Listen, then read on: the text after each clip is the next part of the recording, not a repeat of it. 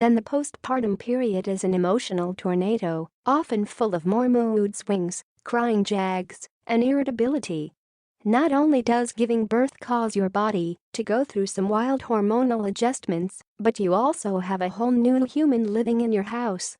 All of that upheaval can initially lead to feelings of sadness, stress, and anxiety rather than the joy and elation you were expecting.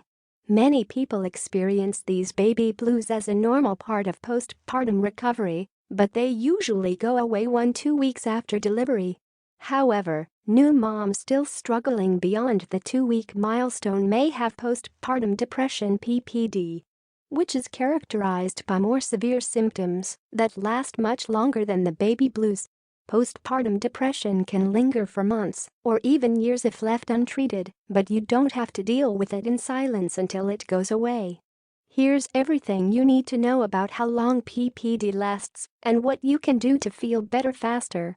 What is postpartum depression? Postpartum depression, or PPD, is a form of clinical depression that begins after the birth of a baby. Common symptoms include loss of appetite, excessive crying or fatigue, difficulty bonding with your baby, restlessness and insomnia, anxiety and panic attacks, feeling intensely overwhelmed, angry, hopeless, or shameful. No one knows for sure what causes PPD, but like any other kind of depression, it's probably several different things. The postpartum period is an especially vulnerable time during which many of the common causes of clinical depression, such as biological changes, extreme stress, and major life changes, all happen at once. For example, the following may occur after giving birth. You don't get as much sleep. Your body is coping with major hormone fluctuations. You're recovering from the physical event of giving birth, which may have included medical interventions or surgery. You have new and challenging responsibilities. You may be disappointed with how your labor and delivery went. You can feel isolated, lonely, and confused. Postpartum depression, not just for women with babies.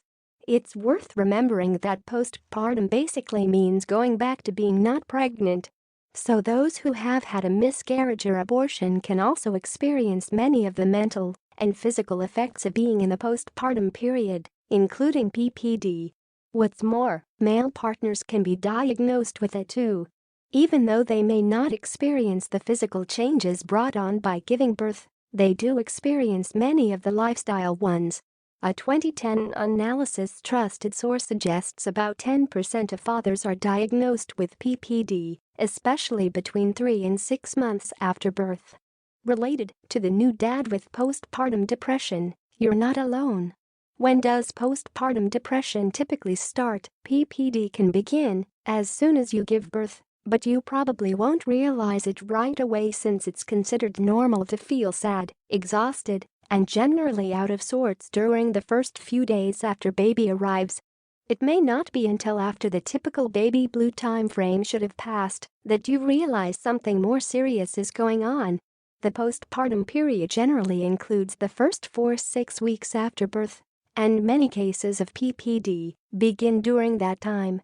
But PPD can also develop during pregnancy and up to 1 year after giving birth, so don't discount your feelings if they're happening outside of the typical postpartum period.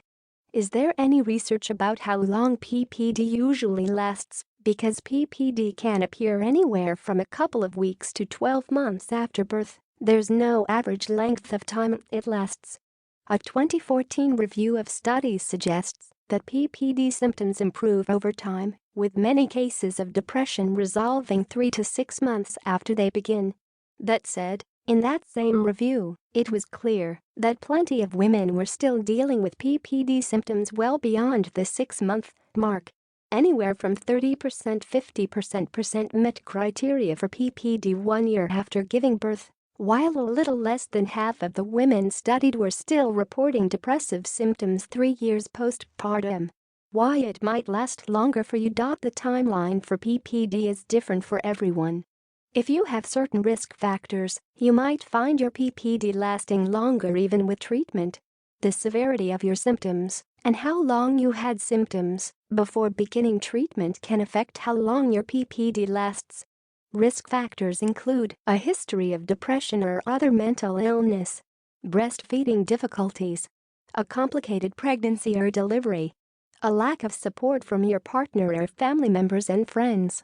Other major life changes occurring during the postpartum period, like a move or loss of employment, a history of PPD after a previous pregnancy. There's no formula to determine who will experience PPD and who won't, or for how long it'll last. But with the right treatment, especially when it's received early, you can find relief, even if you have one of these risk factors. How PPD can affect your life. You already know that PPD is causing you some difficult symptoms, and unfortunately, it could also affect your relationships. This isn't your fault. Read that again, because we mean it. That's why it's a good reason to get treatment and shorten the duration of your depression. Asking for help is good for both you and your relationships, including those with your partner. If you've become withdrawn or isolated, your relationship with your partner could be affected. According to the American Academy of Pediatrics (AAP), when a person has PPD, their partner becomes twice as likely to develop it too. Your family and friends. Other loved ones may suspect that something is wrong or notice you aren't acting like yourself, but they may not know how to help or communicate with you. This distance can cause increased feelings of loneliness for you. Your child PPD can affect your growing relationship with your baby. Aside from affecting the way you physically care for your baby, PPD can affect the mother-baby bonding process after birth. It may also cause damage to your existing relationships with older children. Some researchers even believe that a mother's PPD may have long-term effects on her child's social and emotional development.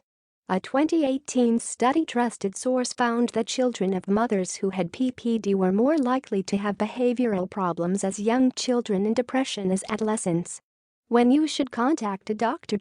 If you're not feeling better 2 weeks postpartum, get in touch with your doctor.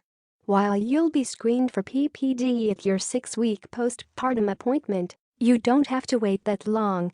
In fact, doing so can make it take longer for your PPD to get better.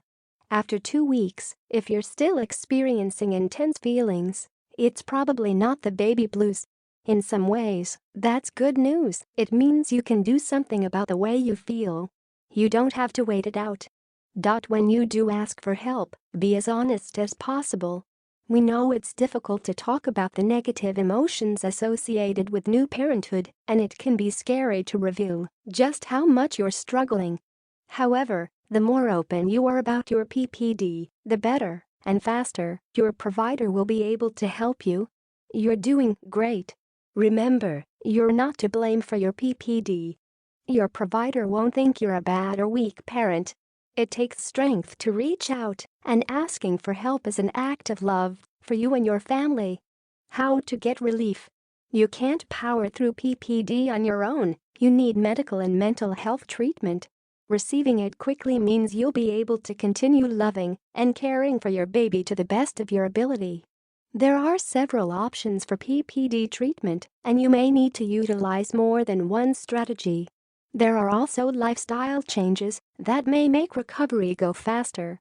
Don't stop until you find a combination of treatments that works for you.